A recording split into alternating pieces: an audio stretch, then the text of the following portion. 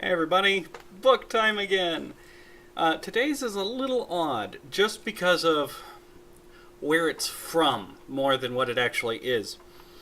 Today I want to talk about, let me get it over here for you, Daughter of the Empire by Raymond E. Feist and Janny Wirtz. Now, some of you may know the name Raymond E. Feist, and if you don't, you're about to. Raymond E. Feist wrote a very long-running series called the Rift War Cycle. It's a fairly popular fantasy series set on the world of Midkemia, and it's such a long series that it's divided into sub-series. I really like the Rift Cycle, especially the earlier books. The later ones, but the earlier ones were really good, and I liked them a lot. It also led to the video game Betrayal at Krondor, which is kind of enjoying a resurgence of popularity right now on the PC. It's a fun game, especially if you know that world. So, anybody who might be interested in trying the Rift Cycle for yourself, you start with Magician's Apprentice, or Magician Apprentice, and go. Sometimes you'll find Magician Apprentice and Magician Master combined into one book like he wanted originally, but at first it was split off. So if you want to start, that's where you start. It starts off really good, and it stays good for a while. Some of the later ones I didn't dig as much, but that's a personal preference. But that's not what we're really here to discuss today. This is the first book in a trilogy of, basically it's a spin-off series of sorts. So, in the first story of the Rift Cycle, a portal is opened up from another world, and characters from that world invade our hero's world. It's the first Rift War.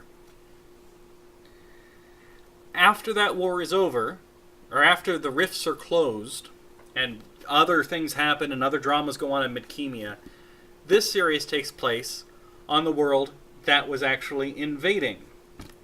And I really wish Kelewan is the name of the world that they were from. So this trilogy of books takes place on this alien world. It references the Midkemia books briefly, but you don't have to have read them to get it. There is basically a guest appearance from a couple of characters from the main series that show up in this one, but you don't have to have read it to get it.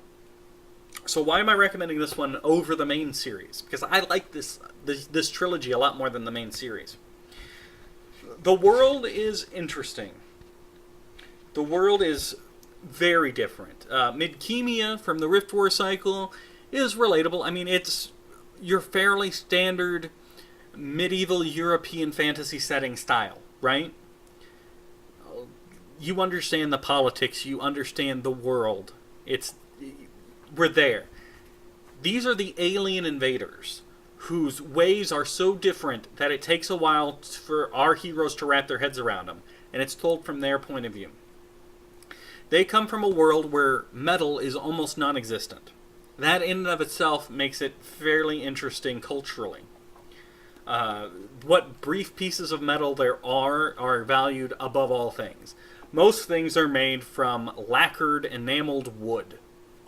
That includes weapons and armor.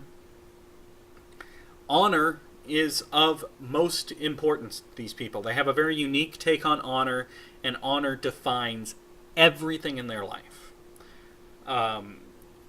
The personal politics, the clan politics, the family politics, you have to learn all of them as you go because they're very different from what you encounter in most other books.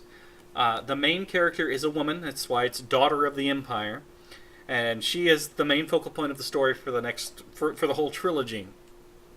She is a strong female protagonist. She is clever. She's not physically strong. She can't take people in a straight-on fight, but she's often clever enough to outthink them and outmaneuver them. And it's very interesting to see how her mind works and to see how she's going to get out of various situations. The book opens with her family has pretty much been wiped out. all of the royals or the leaders of her family have been wiped out. There's just her left. It's very unusual for a woman to rule a house, but it's okay if there's nobody else available. And now there's nobody else available. How they were wiped out is explained in the book. It also shows up in the Midkemia books, which is it's kind of interesting if you go back and read those after reading this, because it didn't seem like anything in those books. Just one army turned on another. Who knows what these wild aliens are doing? But now it makes sense. And she has to basically try to rebuild her family from nothing, with nothing. I don't know if you can tell how worn even just the spine of this thing is. I have read the hell out of this book many, many times. I like the alien world. For example, everything there has 6 legs instead of 4. The wildlife and everything.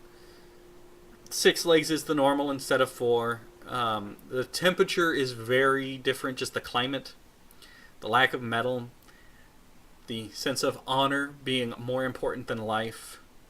All of these things combine together to create a fascinating alien world, even though they're humanoid. I like it a lot. So, if you've ever read the Rift War cycle, and you want to learn more about the Surani from the beginning, because that's who lives in Kelewan, is the Surani people, I recommend this. If you've never read the Rift War cycle, but you'd like to read a fantasy book set in a different kind of setting with a strong female protagonist, read this, and then you can read the 2 that come after it. They're actually all 3 very good. The series doesn't diminish. I recommend reading all 3 of them. So, that's it. Highly recommend you check it out. It's Daughter of the Empire by Raymond E. Feist and Janny Wirtz. The 2 of them worked together on the whole trilogy. It's absolutely worth reading. See you guys next time.